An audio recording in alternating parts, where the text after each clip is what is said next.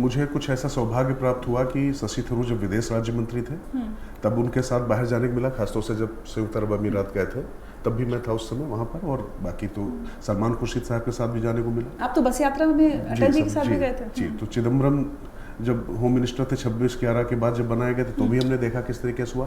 कांग्रेस ने इन तीनों लोगों में से किसी का नाम दिया था क्या? कांग्रेस एक ऐसी पार्टी जिसने लंबे समय तक इस देश में शासन किया है, जिसके पास 99 सीटें थी, आज 100 पार कर चुके हैं, नेता प्रतिपक्ष हैं राहुल गांधी, उन्होंने नाम किस किसके दिए थे?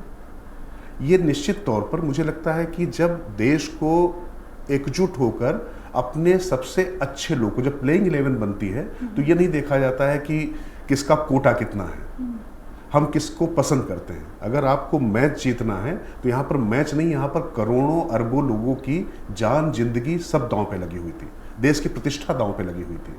ऐसी स्थिति में सलमान खुर्शीद ने क्या कहा? उन्होंने भी कहा कि ट्रंप जो है कोई मध्यस्थता नहीं हुई है। पी चिदम्बरम ने भी राहुल गांधी या जो उनकी पार्टी आज की तारीख में कर रही है उसको पूरी तरीके से किया।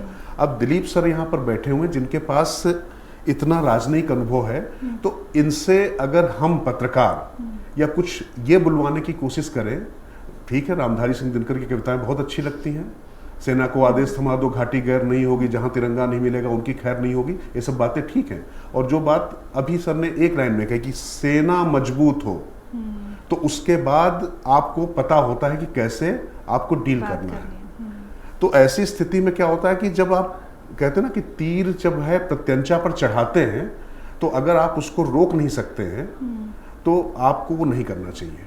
मुझे लगता है कि असली धनुर्धर और बाहुबली वो होता है जो सही समय पर सही लक्ष्य करके उसको निशाना मार पाए। मुझे लगता है कि भारत ने, चाहे वो सैन्य शक्ति हो चाहे अपनी जो कूटनीतिक शक्ति हो, और इसके पीछे का बेहतरीन इस्तेमाल कारण था कि हमारी नीयत अच्छी थी, हम मानवता के साथ खड़े थे, संवेदनशीलता के साथ खड़े थे, हम किसी पर आक्रांता नहीं थे, आक्रमण नहीं कर रहे थे, हम तो जो है अपने लोगों के साथ जो हुआ था उसका प्रतिकार ही तो कर रहे थे। तो इसीलिए पूरी दुनिया, जो अभी दिलीप सर ने कहा, पूरी दुनिया हमारे साथ खड़ी थी। लेकिन मुझे लगता है कि यहाँ पर कांग्रेस शुरू में जो एक बार साथ खड़ी हुई और ये जो अब उन्होंने राजनीति शुरू की है, तो मुझे लगता है कि अंतर्राष्ट्रीय स्तर पर तो इससे कोई फर्क नहीं पड़ने वाला है, क्योंकि वो तो भारत सरकार के साथ डील होंगी चीजें।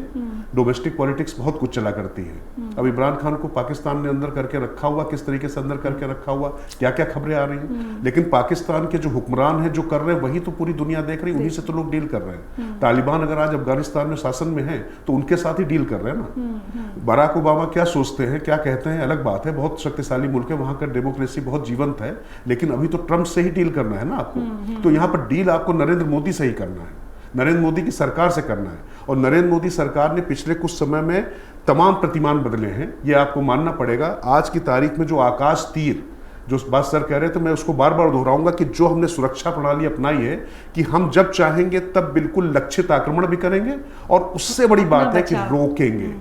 आप सोचिए कि उनके ड्रोन आए, मिसाइल आई, शाहीन को लक्षित करके भेजा गया दिल्ली के लिए। जो लोग युद्ध घोष की रणभेरी बजा रहे हैं, अगर एक मिसाइल यहाँ पर गिर जाती है, यही भाषा होती। कंधार हाईजैक के समय हमने देखा है कि किस तरीके का रुदन क्रंदन पॉलिटिकल पार्टीज यहाँ पर उनकी तरफ से जो है कराया जा रहा था। तो अपने लोग को बचाना ज्यादा बड़ी चुनौती थी, वरना तो जो करना था शायद भारत पहले भी कर सकता था, आतंकी मरकज गिरा सकता था, लेकिन पहले हमने तैयारियां की। और 71 में भी सैम मौनिक शाह से जब इंदिरा गांधी जी ने कहा, तो उन्होंने ये कहा कि मुझे समय चाहिए, 6 महीने का समय लिया, और पूरी तैयारी के बाद फिर उन्होंने वो किया।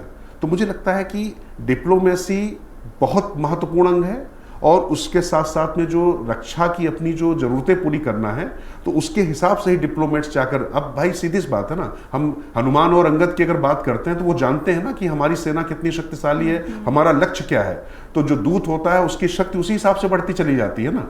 अगर आप ये वीडियो YouTube पर देख रहे हैं तो हमारे चैनल को सब्सक्राइब कर बेल आइकन दबाएं, और Facebook पर देख रहे हैं तो हमारे पेज को लाइक करें।